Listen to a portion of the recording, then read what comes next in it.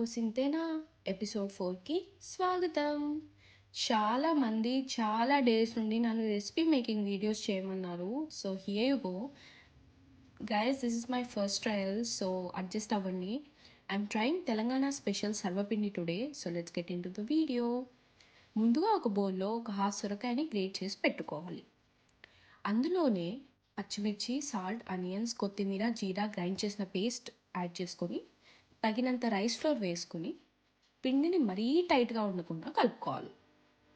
ఒక 30 మినిట్స్ ముందు శనగపప్పు నానబెట్టుకొని మర్చిపోకుండా. ఇప్పుడు డోని మంచిగా మిక్స్ చేసిన తర్వాత శనగపప్పు, కర్రీ లీవ్స్ వేసి మంచిగా నువ్వులు సరిపడా వేసుకొని డోని మిక్స్ చేయండి. అసలు మీరు చూస్తున్నట్టయితే నేను వాటరే యాడ్ చేయలేదు. ఇంగ్రీడియంట్స్లో ఉండే వాటర్తోనే సరిపోతుంది. డో మిక్స్ చేసిన తర్వాత ఆయిల్తో మసాజ్ చేసి సైడ్కి పెట్టుంచండి. ఇప్పుడు ఒక ప్యాన్కి ఫస్టే ఆయిల్ రాసేసుకోండి. కొద్దిగా ఫింగర్స్తో ప్రెస్ చేస్తూ చేతికి అంటుకుంటే కొద్దిగా మళ్ళీ చేతి పైన ఆయిల్ వేసుకుంటూ సర్వపిండి పెట్టేసుకోండి. Don't judge my pan with the looks guys. నేను దోశ చేసిన దీనిపైన, సో అందుకే ఇలా ఉంది.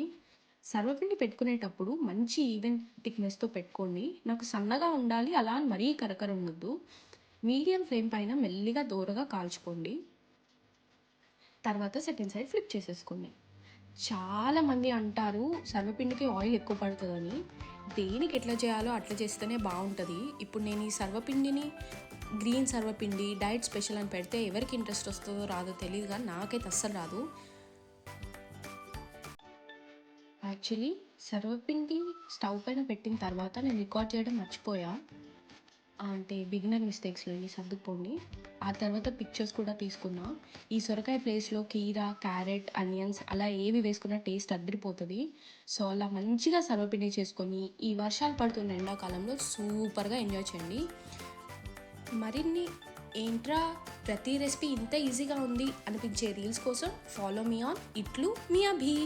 యూట్యూబ్ అండ్ స్పాటిఫై మర్చిపోకండి.